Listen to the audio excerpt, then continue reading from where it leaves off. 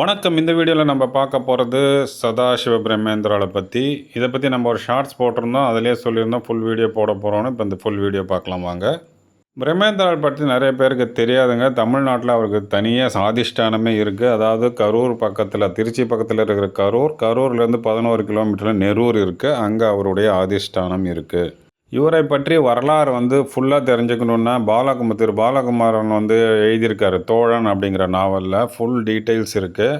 அதை நீங்கள் பார்த்து படித்து தெரிஞ்சுக்கலாம். நான் இந்த வீடியோவில் ரொம்ப ஷார்ட்டாக அவர் பண்ண 2-3 மிராக்கிள் சித்து விளையாட்டுகள் 2-3 மட்டும் சொல்ல போகிறேன். அதை பார்க்கலாம். இப்போ நம்ம பார்த்துட்ருக்கிறது அதிஷ்டானத்தோட முகப்பு. உள்ளே அப்படியே போனோம்னா ஒரு மண்ணில் பிடிச்ச பிள்ளையார். அது பிடிச்சாங்களா இல்லை அதுவே உருவாச்சான்னு தெரியல. ஒரு நல்ல ஒரு 2 அடிக்கு பிள்ளையார் இருக்குது முகப்பில். அது காசி விஸ்வநாதர் லிங்கம் இருக்குது.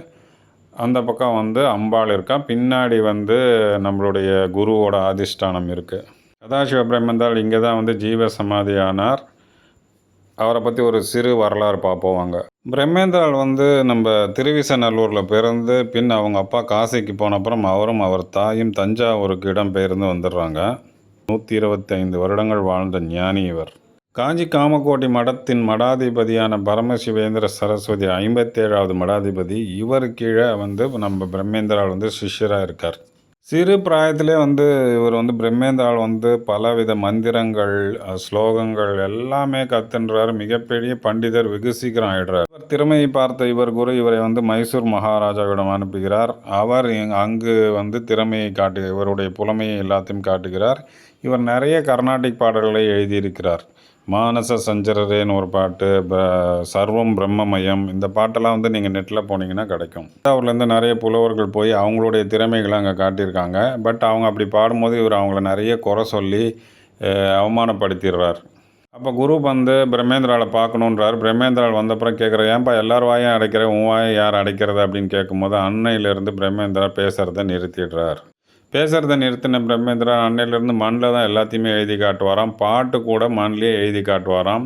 அவர் எழுதிய மண்களை இன்னும் புதுக்கோட்டை சமஸ்தானத்தில் ப்ரிசர்வ் பண்ணியிருக்காங்க அப்படின்னு சொல்கிறாங்க.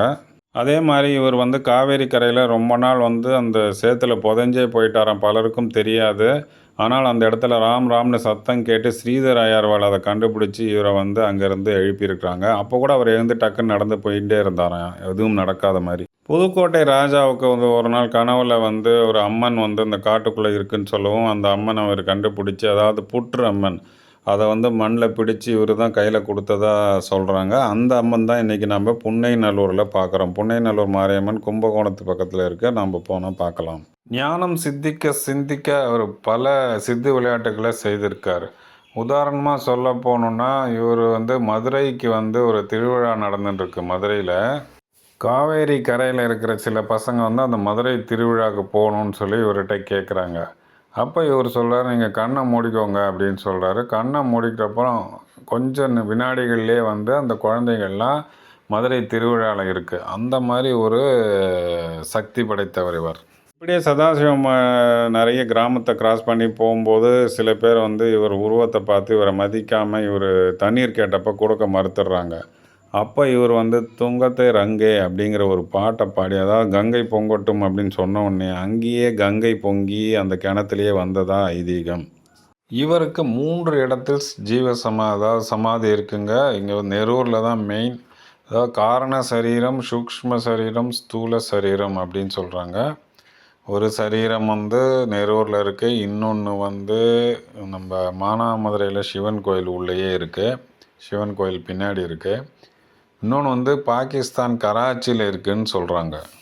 நாளாக சர்வம் பிரம்மமயம்னு சொல்லி இவருடைய எண்ணங்கள் எப்பயுமே பிரம்மத்தை நோக்கியே இருக்கும்போது அவருடைய ஆடைகள் கூட இல்லாமல் அலைய ஆரம்பிக்கிறார்.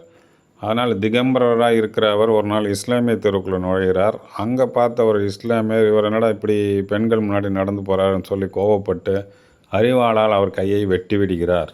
ஆனால் அவர் பரபிரம்மம் இல்லையா, அவர் என்ன நடக்குதுன்னு தெரியாமல் அப்படியே நடந்து போயின்னு இருக்கார். ரத்தம் சொட்டிகிட்டே இருக்குது. அந்த இஸ்லாமியர் இதை பார்த்து திகைத்து அவர்கிட்ட போய் இந்த கையை கொண்டு போய் நீட்டுறார். அவர் ஒன்றும் தெரியாத மாதிரி அந்த கையை வாங்கிக்கிறார். அந்த கை அவருடைய உடம்புல ஒட்டி கொள்கிறது.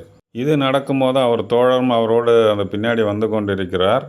ஸோ கடைசி காலத்தில் பிரம்மேந்திரால் அவர் தோழரை பார்த்து சொல்கிறாரா, இந்த மாதிரி நான் இங்கே நெரூரில் ஜீவ சமாதி ஆக போகிறேன். 12 நாளில் வந்து நான் ஜீவசமாதி ஆன இடத்துல வந்து விருட்சம் முளைக்கும், காசியில் வந்து லிங்கம் வரும், ஸோ அதை பிரதிஷ்டை பண்ணிவிடுங்க அப்படின்னு சொல்லி ஜீவசமாதி ஆயிடுறார் நெரூரில். பௌர்ணமி நாட்களில் இங்கே மிக மிக விசேஷம், ரொம்ப கும்பல் இருக்கும். அதே மாதிரி இங்கே அன்னதானம் எல்லாமே நடக்குது அன்னைக்கு. இது தாங்க நம்ம சதாசிவ பிரம்மேந்திரரோட ரொம்ப ஷார்ட்டான வரலாறு. இவரை படிக்க படிக்க படிக்க படிக்க நமக்கு அழுக்காது. ஸோ பாலகுமாரன் எழுதிய தோழன் வாங்கி படிங்க, உங்களுக்கு ஃபுல் டீட்டெயில்ஸ் கிடைக்கும்.